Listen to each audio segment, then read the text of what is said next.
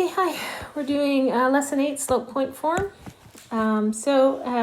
We've talked about a couple of different ways to write an equation for a line. We did the y equals mx plus b.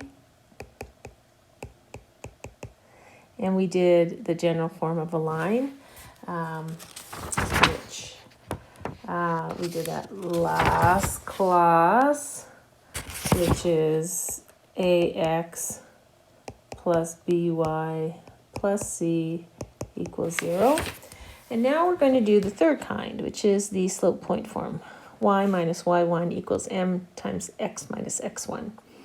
And from this, if you have a point on the line and you know the slope, you can write the equation of the line. So it's just a different arrangement of the equation of the line. So here we have the point and the slope.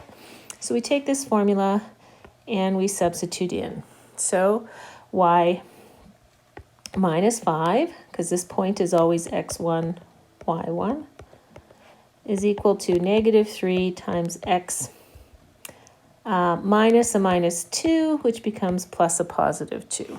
Okay, so y minus 5 is equal to negative 3x plus 2. You can do that here. Remember, this point is x1, y1. So y minus 7 is equal to, our slope is 1/3, x minus 1. And that's as simple as it is. We can take that equation and we can rearrange it to put it in one of the other two forms, or we can use it as we're going to graph. So for here, we're given the formula in slope point form. So from this, we know that the point that we know is negative 4, 2, and the slope is 1/3. So we take that information and we're going to graph it.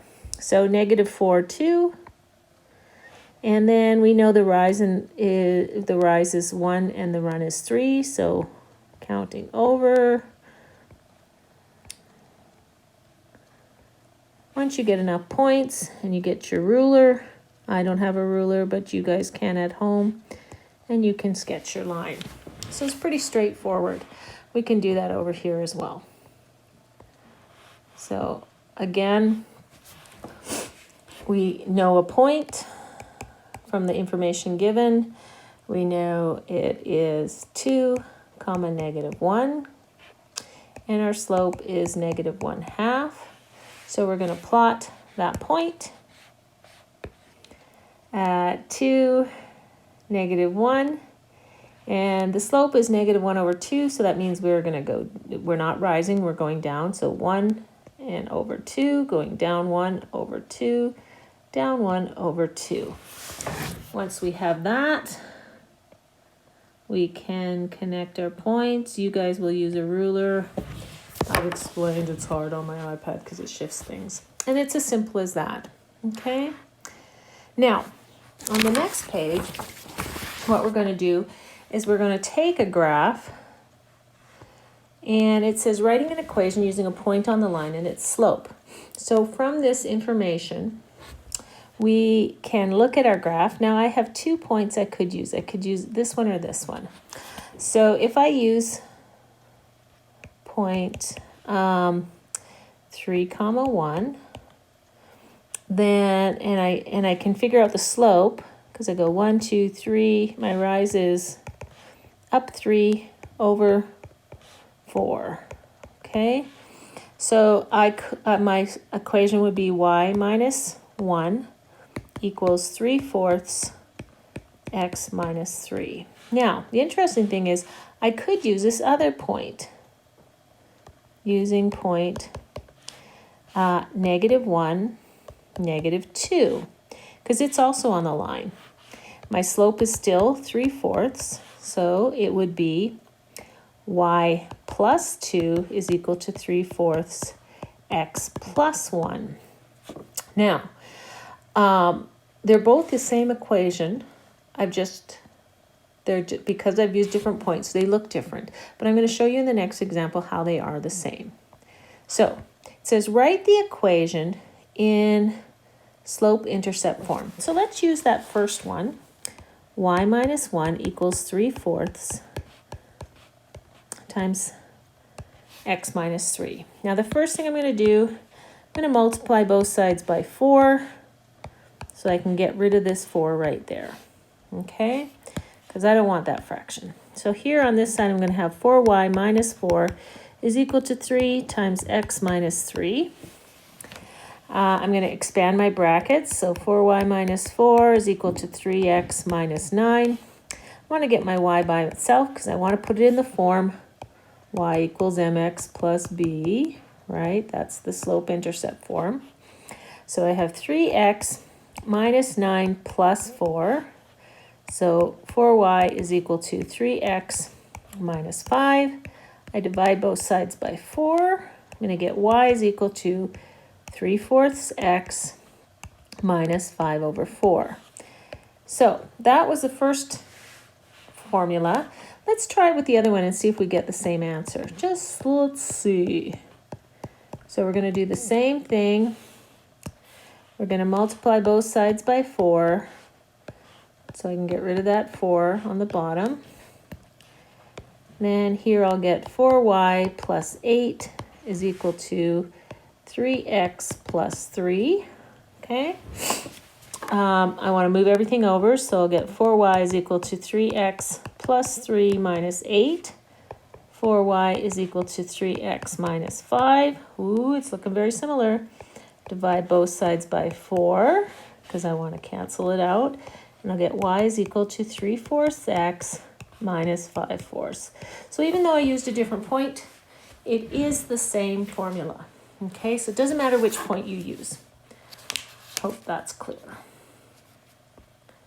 Now, write an equation in slope point for this line. So here we have a new line. Again, there's a couple of options we can use. We're going to use 0.11. Now that I've proved to you it's the same, I don't need to do it each time. And our slope, well, let's see. If I'm going from one point to another, go down 1/3. So it's negative 1/3, right? So I'm going to write this equation. So it'll be y minus 1 is equal to negative 1/3 x minus 1. And there's our line. Now it wants me to write it in slope-intercept form. So y equals mx plus b, just like we did before. So we're going to take that formula and we are going to rearrange it and put it into slope-intercept form. So y minus 1 equals negative 1/3 x minus 1. First thing I'm going to do is I'm going to, as I did before, I'll multiply both sides by 3 to get rid of the 3 on the bottom there. So then I get 3y minus 3 equals, now I'm going to expand that negative 1 in, so I'll get negative x plus 1. Okay, and now I'm going to divide, oh, no, I'm not. Mrs. Finley's wrong. Now I'm going to move that 3 over. So 3y is equal to negative x plus 1 plus 3. So 3y is equal to negative x plus 4. Now I'll divide both sides by 3. Sorry, guys. To get rid of the 3 over here, that'll cancel out. And I'll get y is equal to negative 1/3x plus 4/3. Okay? There's different ways you can get there, but that's the basic way. Okay? So let's see what else we can do with this. Okay? Determine the equation of a line when given 2 points. So we can, it says we can either start with, we want it in the slope-intercept form and we want it in the general form. So we can use whichever form that we would like. Now for this one, what we could do is we can use the one we're doing, we're using the point slope form, and we can rearrange to find what we want to. So what we can do first is find our slope. We're going to need to know that for our slope-intercept form or our point-slope form. So let's start with our slope-intercept form because it is the one we're going to have information from. So it's y2. I've got to figure out our formula for slope is y2 minus y1 over x2 minus x1, which is equal to 10 minus 2 over negative 1 minus a negative 3. So I'll get 10 minus 2 is 8. Negative 1 minus a negative 3 is like plus a positive 3. So it's over 2. So our slope is equal to 4. Okay, now I can use either one of these 2 points to do my slope point form. So I can put that in. So I'm going to use A. So I'll go y minus 2 is equal to, because it's our slope point form, m is 4 times x minus a negative 3, which is plus a positive 3. Okay, now I want to rearrange and I want to put it in the slope-intercept form. So I don't have to divide because it's not a fraction, so I do have to distribute. So y minus 2 is equal to 4x plus 12. Then I want to move everything over to one side.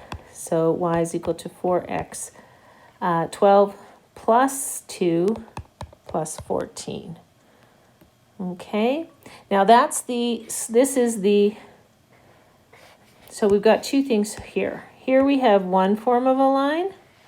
This is the slope, the point slope form. This is the slope intercept. So this is the slope. This is the point slope form. This is the slope intercept form. And then the last thing we want to do is we want the general form. Well, the general form is everything on one side. So we just move the y over. So it's 4x minus y plus 14. And that would be our general form. I want red. General form. So it's 3 different ways to write the same equation. Okay, now this just asked for the general form and the slope-intercept form, but I got them by doing that, starting with the point-slope form. Okay, and there's other ways you can get it, but we're doing the point-slope form, so we're going to do that. So we have another one here. So a line passes through points E and F. So first thing we do is we find our slope, which is y2 minus y1 over x2 minus x1. So negative 2 minus a negative 6 all over 3 minus a negative 3. Let's change this to plus a positive, plus a positive. So we get 4 over 6, which we can reduce to 2/3. Now, using our point slope form, we can use either one of these. Let's use E. So y plus 6 equals 2/3. Oops, why did I write 2 2's? 2/3 x plus 3. Now we have one of our forms of the line. That's our point slope form. Now let's rearrange and find the y equals the slope-intercept form. So we're going to multiply both sides by 4, or by 3. So 3 times y plus 6 is equal to 2/3 x plus 3 times 3. The 3 will cancel out on this side, so I'll get 3y plus 3 times 6 is 18 equals 2 times x plus 3. We're going to distribute. So 3y plus 18 equals 2x plus 6. So 3y is equal to 2x. 6 minus 18 is, oops, it's going to be a negative minus 12. And then I'm going to do an arrow up here for room. So I'm going to divide both sides by 3. So I'll get y is equal to 2/3 x minus 4. And this would be our slope-intercept form. Okay, now the last thing I need to do is my general form. All I have to do is move the y over, so 0 is equal to 2/3 x minus y minus 4. However, we can't have a fraction for a in the general form, so we need to multiply everything by 3. And technically we're multiplying this by 3 as well, but 0 equals 0. So here I would get 2x minus 3y minus 12 for my general form. And that's just remembering that we have to do that because a cannot be a fraction. It has to be a whole number. Okay, it also has to be positive. Let's do another one. Okay, a line has an x-intercept of 2 and a y-intercept of -5. And oh, just in case you want to look at all that, take a pause, you can look. Okay, x-intercept of 2, well, remember an x-intercept is where y equals 0, so it's 2 comma 0 is one of our points, and a y-intercept is where x equals 0, so it's 0 comma -5. So those are our 2 points. So to find our slope, it's y2 minus y1 over x2 minus x1. So y2 is -5 minus 0. x2 is 0 minus 2, so I get -5 over -2, which is the same as 5 over 2. Okay, so now the nice thing with this one is I already know my y-intercept, right? So b equals -5. So I don't even have to do that, the slope point form of the line. I can go right to y is equal to 5 over 2x minus 5. So look for shortcuts. I mean, I could do it. I could substitute one of those in, but I don't have to. Now I want the general form of the line. So I move everything over. 0 is equal to 5 over 2x minus y minus 5. But I need to multiply both sides by 2. Okay, to get rid of that 2 on the bottom there. And what that will give me is 0 is equal to 5x minus 2y minus 10. I do have to distribute that 2 to everything, right? Okay, so that would be my general form of the line. Okay, one last page, and it's an application problem. So let's take a look. You can take a look at this if you need to. Writing equation of a linear function given 2 points. So it says the sum of the angles s degrees in a polygon is a linear function of the numbered sides, n of the polygon. So depending on how many sides of your polygon is going to affect how many degrees that are, if you added up all the angles. So for example, the sum of the angles in a triangle is 180. Sum of the angles in a quadrilateral is 360. Now how many, so we have to think about what this means. So this means that it's going to be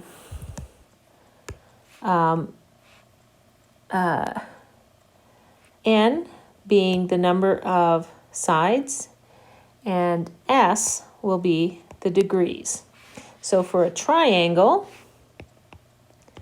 n would be 3 and s would be 180 because we have 3 angles in a triangle and they add up to 180. For a quadrilateral, 4-sided, we have 4 angles and it adds up to 360. So those would be our 2 points, right? So we can figure out our slope. M is equal to 360 minus 180 over 4 minus 3. So that's 180 over 1, or 180. Now we can use one of those points to write the equation for the line. So S minus 180 is equal to 180 times N minus 3. Now, if I want to, right now, technically, that is an equation. But I might want to write that in the form, a different form.